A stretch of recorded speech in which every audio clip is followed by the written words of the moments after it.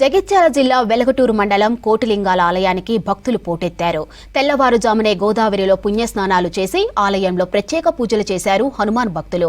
ఇక రాత్రి భజన సంకీర్తనలతో ఉదయం రామనామంతో ఆలయ పరిసరాలు మారుమోగాయి.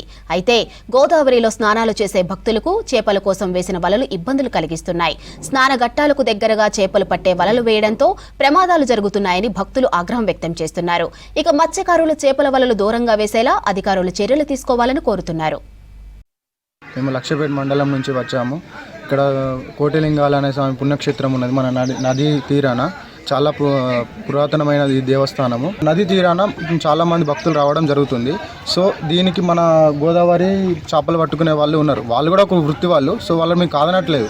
వాళ్ళు కొంచెం దూరం వేసుకోవడం వల్ల వాళ్ళకి సేఫ్ ఉంటుంది. మాకు వచ్చిన భక్తులకు కూడా చాలా సంతోషం ఉంటుంది. స్నానాలు చేయడానికి చాలా ఇబ్బందిగా ఉంటుంది. ఎందుకంటే వాళ్ళు ఒలలు దగ్గర వేయడం వల్ల ఒక స్వామి అన్ఎక్స్పెక్టెడ్గా అటు వెళ్ళడం ద్వారా ఆ స్వామికి కాలు తట్టుకున్నది. స్వామి హఠాత్తుగా అటే వెళ్ళిపోయాడు. జై శ్రీరామ్ స్వామి, మీరు కూడా కొంచెం దయ తలిచి దీనికి కొంచెం సహకరి